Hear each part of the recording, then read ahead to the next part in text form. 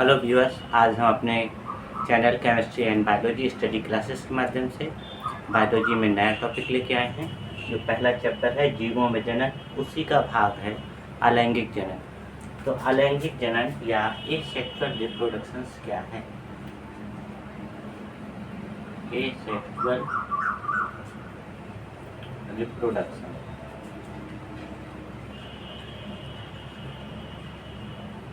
तो अलैंगिक जनन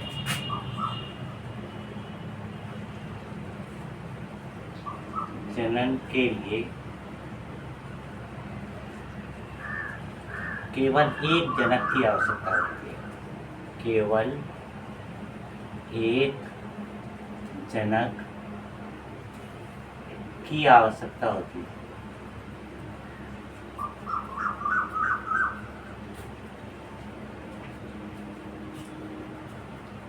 इसका अर्थ यह है कि इसमें नर और मादा नहीं होते हैं।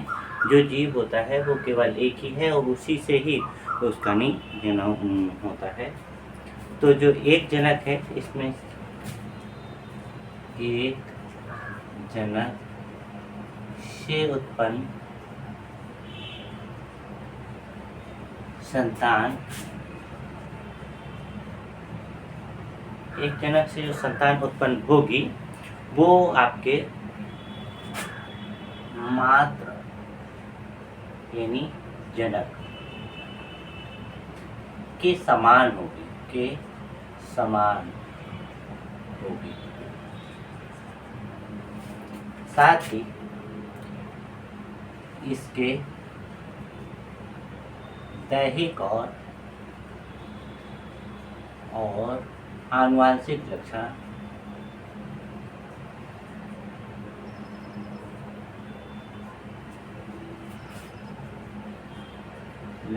समान होंगे।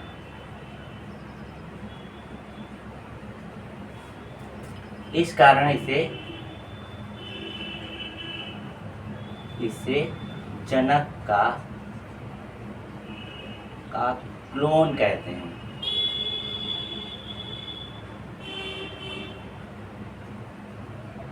और जितनी भी संतान होंगी सभी लगभग एक जैसी ही होगी। अब इसके अलैंगिक जनन के लक्षण क्या है?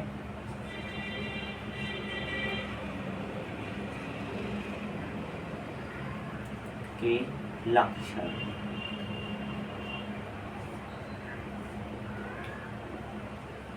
अलैंगिक जनन के लक्षण क्या है?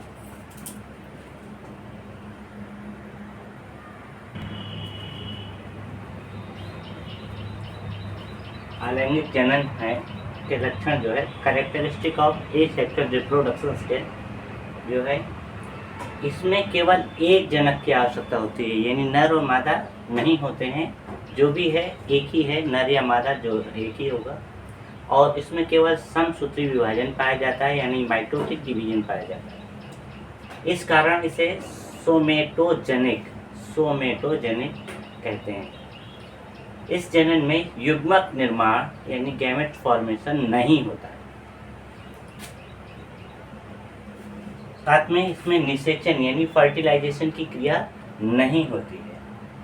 अलैंगिक जनन में सेक्स ऑर्गन यानी जनन अंग, विशेष जनन अंग जो होते हैं, जिसे हम आपका मेल फीमेल सेक्स ऑर्गन्स कहते हैं, वो इसमें निर्माण नहीं होता है। साथ में इसमें जनक और संतान दोनों के कायिक और आनुवंशिक लक्षण समान होते हैं। इसके अतिरिक्त द्विगुणित और अगुणित पीढ़ी एकांतरण भी अलैंगिक जनन में नहीं पाया जाता है। अब इसके लाभ और हानियों पर भी थोड़ा सा हम चर्चा कर लें।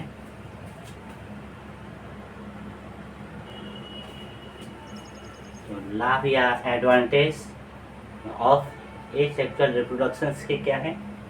तो सबसे बड़ा लाभ जो है कि इसमें जनक केवल एक ही होता है।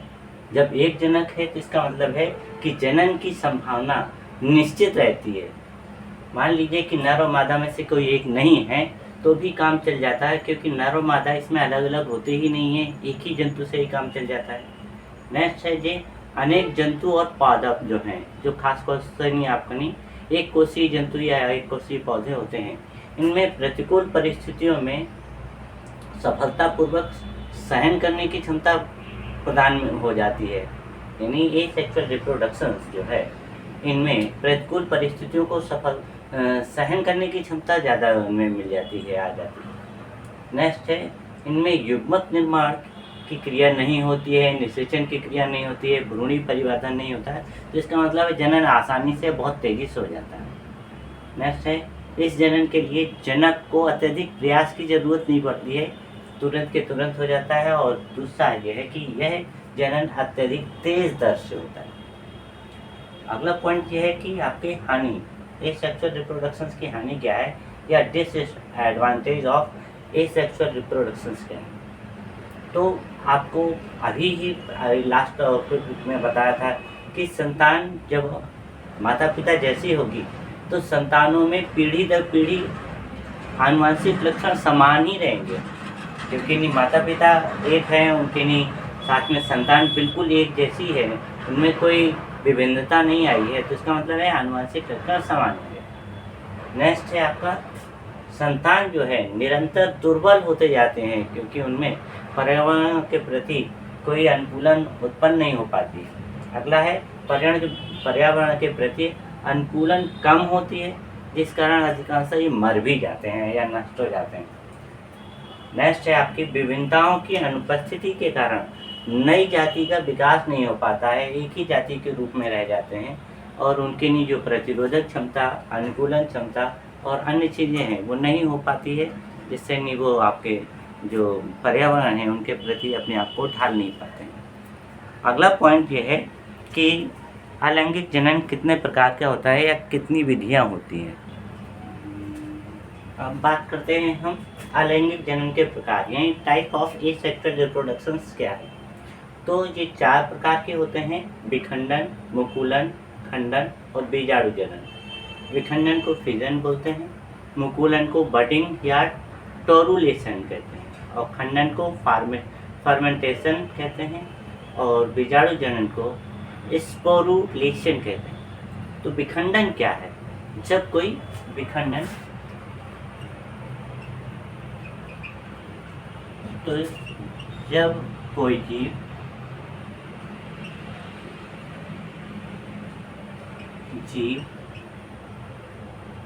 2 या 2 से अधिक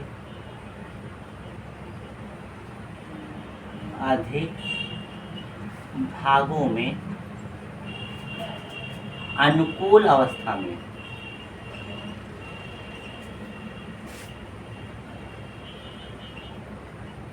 में टूट जाता है, और इस प्रकार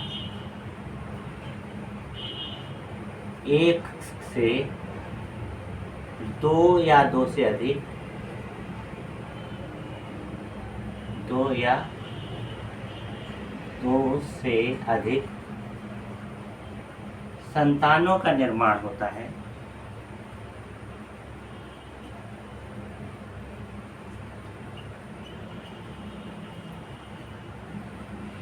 तो इस जनन को विखंडन जनन कहते हैं।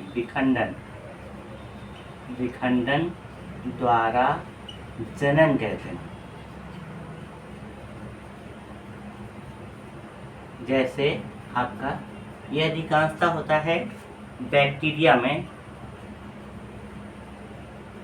वायरस में और प्रोटोजोआ में। तो ये आपके इन जीवों में विखंडन द्वारा जनन होता है। अब इसमें नहीं, इसके टाइप हैं विखंडन में। नंबर 1 है आपका द्विखंडन, दूसरा है बहुखंडन, और तीसरा है प्लाज्मोटोमी। ये 3 आपके प्रकार हैं इसके। तो द्विखंडन क्या है, जब कोई जीव 2 भागों में, यहाँ अधिक शब्द नहीं आएगा, केवल 2 भागों में टूट जाता है, 2 भागों में। तो इस जनन को द्विखंडन कहते हैं। ये हमेशा अमीबा, पैरामीशियम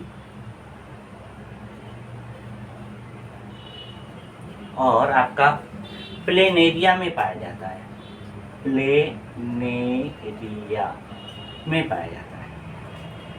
होता ये है कि जब ये जनन होता है तो अनुकूल अवस्था का मतलब ये है कि इनको खाने पीने के लिए पर्याप्त दशाएं प्राप्त है। तो हमारा मान लीजिए ये एक अमीबा है और इसमें ये आपका केंद्रक है, तो ये सबसे पहले बीच से आपका थोड़ा सा चपटा हो जाएगा और इस तरह से इसके केंद्रक का जो भाग है वो थोड़ा सा लंबा हो जाएगा। बीच वाला भाग जो आपका केंद्रक हमने बता रखा है ये आपका लंबा हो जाएगा और बाद में यही दो भागों में टूट जाएगा। एक इस तरह से अमीबा बन जाएगा और दूसरा इस तरह से। तो इस तरह से आपका जब एक अमीबा है या एक पैरामीशियम है उसमें नहीं एक से दो बने तो ये अमीबा में द्विखंडन हो गया, अमीबा में द्विखंडन। अब अगर इसके स्थान पर अमीबा के स्थान पर हमारा पैरामीशियम होता तो इस तरह का अगर पैरामीशियम है हमारा तो पैरामीशियम में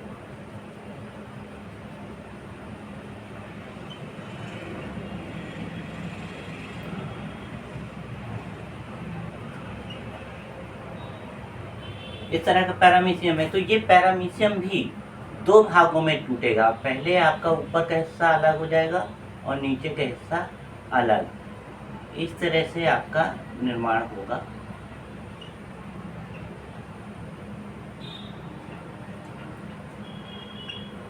और ये हिस्सा पहले तो बीच में चपटा होगा और उसके बाद एक छोटा सा पैरामीशियम इस तरह से बनेगा और नीचे वाले में भी इसी तरह से आपका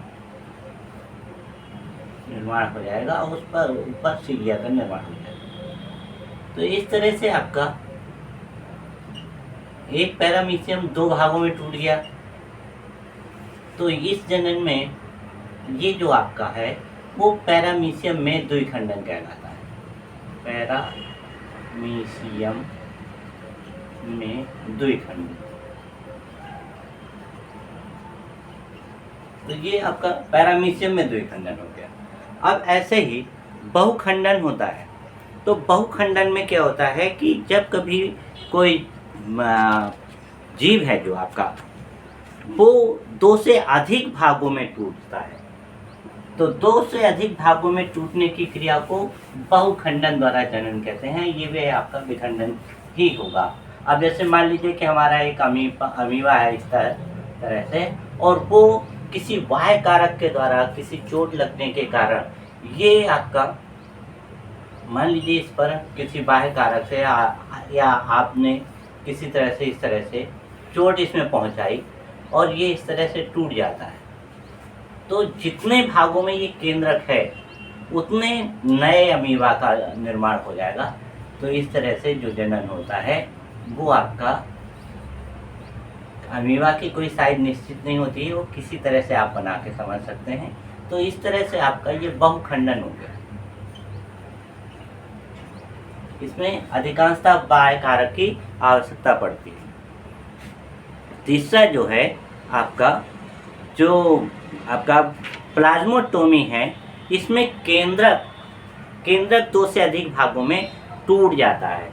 तो जनक का केंद्रक ये है, क्या है, जनक का ये केंद्रक है और सबसे पहले ये केंद्रक ही है जो छोटे छोटे केंद्रकों में इस तरह से टूटेगा। जब केंद्रक टूट जाएगा तो केंद्रक के टूटने पर इनके ऊपर जीवद्रव भी एकत्रित हो जाएगा। और मान लीजिए हमारा ये केंद्रक है, ये सभी केंद्रक हैं और इनके ऊपर हमारा जीवद्रव या अमीबा इस तरह से अपने इकट्ठी कर लेगा। तो इस तरह से जो आपका बनेगा और जब जो प्रतिकूल अवस्था होगी और ये हट जाएगा तो ये इसको कहेंगे आपका प्लाज्माटोमी जनन। अगला पार्ट जो है मुकुलन क्या है? मुकुलन, जिसे हमने बडिंग बोला है, बडिंग, या बडिंग को हमने क्या कहा है? टोरुलेशन, टोरुलेशन। तो इसमें जो जंतु होता है उसके शरीर से एक छोटी सी कलिका या प्रवर्ध का निर्माण होता है, और कलिका या प्रवर्ध द्वारा, या प्रवर्ध का निर्माण होता है, जिसमें जंतु के शरीर के बाहर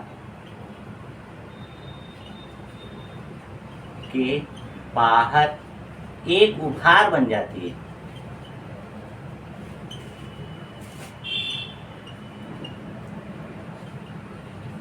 यही उभार विकसित होकर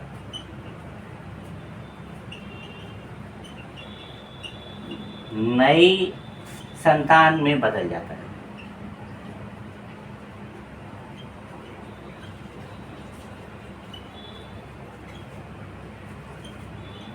इस जनन को मुकुलन जनन कहते हैं। मुकुलन द्वारा जनन करते हैं। ये अधिकांशतः हाइड्रा में पाया जाता है। किसमें? हाइड्रा में। हाँ, जैसे लिखें, जैसे हाइड्रा। अब मान लीजिए कि हमारे पास कोई हाइड्रा जैसा जीव है जो कि एक तरह से इस तरह से ही होता है, और उसमें इस तरह से प्रवाद निकले होते हैं, और इस तरह से जीव में कोई उसमें कलिका बन जाए, यानी कि ये हाइड्रा है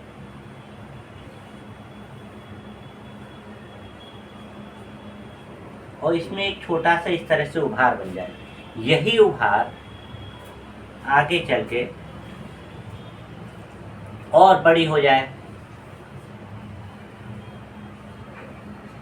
और उसमें भी इस तरह से आपके उभार बन जाए, और ये बाद में यहाँ से टूटकर एक तो आपका जो हाइड्रा है वो ऐसे ही रहेगा, और दूसरा ये वाली जो संतान है वो अलग हो जाए। तो इस तरह से आपका जो निर्माण होता है इसे कलिका कहते हैं। इससे जो है ये जो छोटी है इससे कहेंगे आपका मुकुलन, मुकुलन या कलिका या प्रवर्ध इसे कहते हैं। तो ये सिर्फ अमीबा में नहीं बल्कि ये अमीबा कह रहे हैं, हाइड्रा और ईस्ट में सबसे ज़्यादा होता है। ईस्ट यानी कवक, फंजाई वगैरह जो होते हैं उनमें ये ज़्यादा पाया जाता है। इसके अलावा जो आपका जो है वो है खंडन द्वारा जनन। तो अगला टॉपिक जो इसका है खंडन।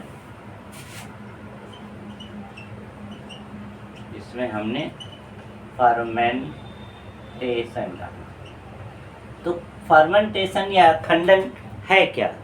इसमें आपका जल, ताप, भोजन और अनुकूल परिस्थिति में जब तंतु का जो शरीर है वो छोटे छोटे खंडों में टूट जाता है, यानी जल है, ताप है, भोजन है और अनुकूल परिस्थिति है,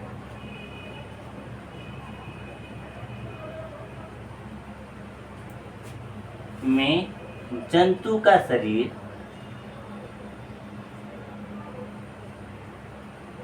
छोटे छोटे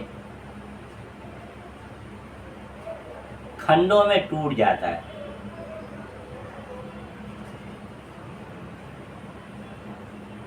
तो इस जनन को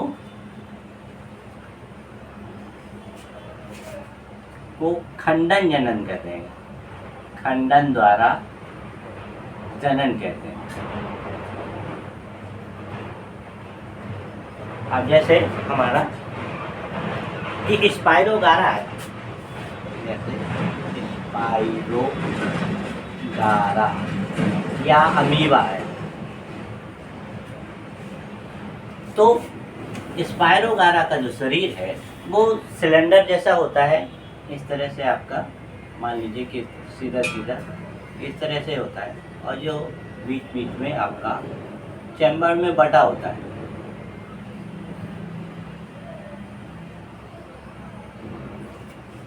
और इसके बाद यहाँ से आपका एक एक्स्ट्रा उभार बनती है जो इसको बीच से तोड़ने का कार्य करती है। तो अगले में मान लीजिए हमारा पास यही है, और इसमें जंतु का शरीर इस तरह से पार्ट में तो बना होता है, लेकिन पार्ट में बनने के साथ साथ यहाँ से आपका सेपरेट होने की कोशिश करता है, टूटने की कोशिश करता है, या अपने आप टूट जाता है इस तरह से। तो इसमें एक प्रत्येक पार्ट से, अब मान लीजिए ये एक है, फिर नीचे वाला है, ये है एक, और ये नीचे इस तरह से 3 भागों में टूट गया। तो ये 1 से 3 बने, तो इसको कहेंगे खंडन द्वारा जनन। अब अगर हमारे पास ये नहीं है, अमीबा ही है, तो हमने ये मान लीजिए एक अमीबा है, और अमीबा में शरीर का जो है वो टूट जाए, तो उसमें शरीर के सबसे पहले केंद्रक विकृत होता है। तो केंद्रक के विकृत होने पर इस तरह से जो पार्ट है इस तरह से टूटता है, और जिसमें केंद्रक का भाग मान लीजिए इसमें है हर एक में, तो ये इसमें है, इसमें भी हर एक में छोटा छोटा केंद्रक का पार्ट है, और जब ये टूटता है तो इसे कहते हैं खंडन द्वारा जनन। अगला है बीजाणु जनन। क्या है? बीजाणु जनन। इसको हम कहते हैं स्पोरुलेशन। स्पोरुलेशन इसका जो दूसरा नाम है, जिसे स्पर्म आप कहें, या अथवा जो है वो है स्पोर फॉर्मेशन कहते हैं। स्पोर फॉर्मेशन, इसमें जो जंतु है वो आपका प्रतिकूल परिस्थितियों में अपने जो बीजाणुओं को है वो छोटे छोटे टुकड़ों में बांट देता है, और अनुकूल परिस्थितियों तक वो सुस्त अवस्था में रहता है। तो ये प्रतिकूल परिस्थितियों में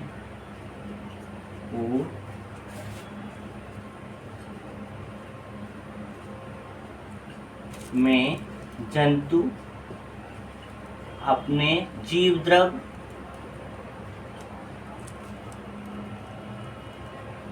को सिकोड़ लेता है।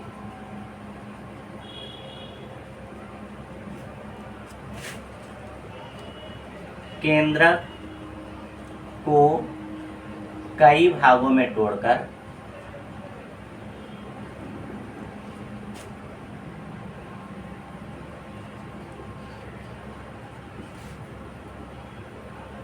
जीव द्रव को चारों ओर एकत्रित कर लेता है,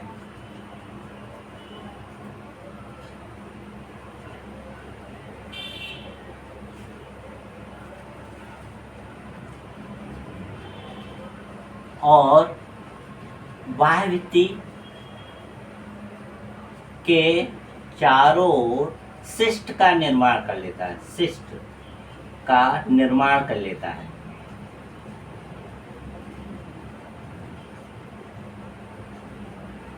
जिससे प्रतिकूल परिस्थिति में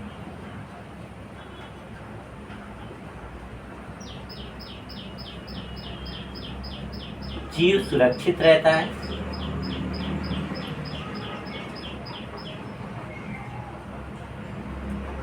और अनुकूल परिस्थिति आने पर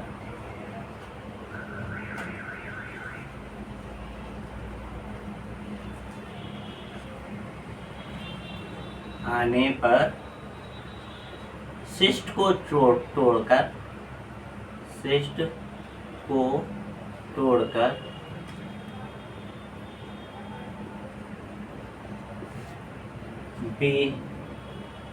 बीजाणु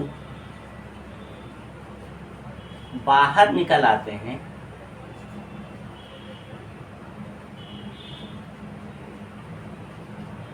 और पूर्ण जीव या संतान के रूप में विकसित हो जाते हैं।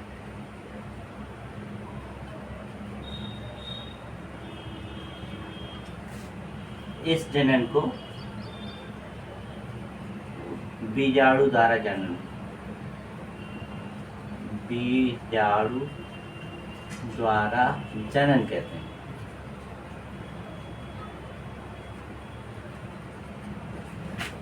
अब जैसे ये है अमीबा, तो अमीबा इस तरह से है आपका। तो ये अमीबा क्या करेगा कि ये सबसे पहले केंद्रक को नहीं छोटे छोटे भागों में बांटेगा और छोटे छोटे जीव में बदलेगा इस तरह से।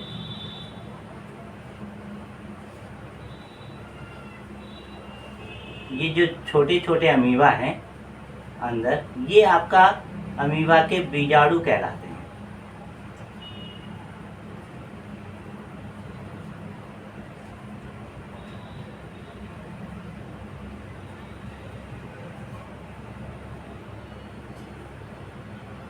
तो जितने भी बीजाणु हैं और इसके ऊपर एक एक्स्ट्रा परत इस तरह से 2-3 बन जाती है, इसी को कहा जाता है सिस्ट। अतिरिक्त परतें, जिस तरह से कोकून के अंदर जीव सुरक्षित रहता है, उस तरह से जब अनुकूल परिस्थिति आएंगी तो ये सिस्ट फट जाएगा कहीं से और ये सारे के सारे जीव जो है वो बाहर आ जाएंगे और जितने ही बाहर आएंगे उतने ये विकसित हो जाएंगे थोड़ा सा और नई संतान में बदल जाएंगे। तो इस तरह से नहीं आपका ये जनन है वो बीजाणु जनन कहलाता है। तो आज का जो टॉपिक था हमारा अलैंगिक जनन और उसके नहीं प्रकार, और साथ में जितने भी प्रकार हैं उनके सभी द्वारा जनन किस प्रकार से होता है वो आज ये कंप्लीट होता है। आज की वीडियो में इतना ही, से नेक्स्ट वीडियो में अध्ययन करेंगे। धन्यवाद।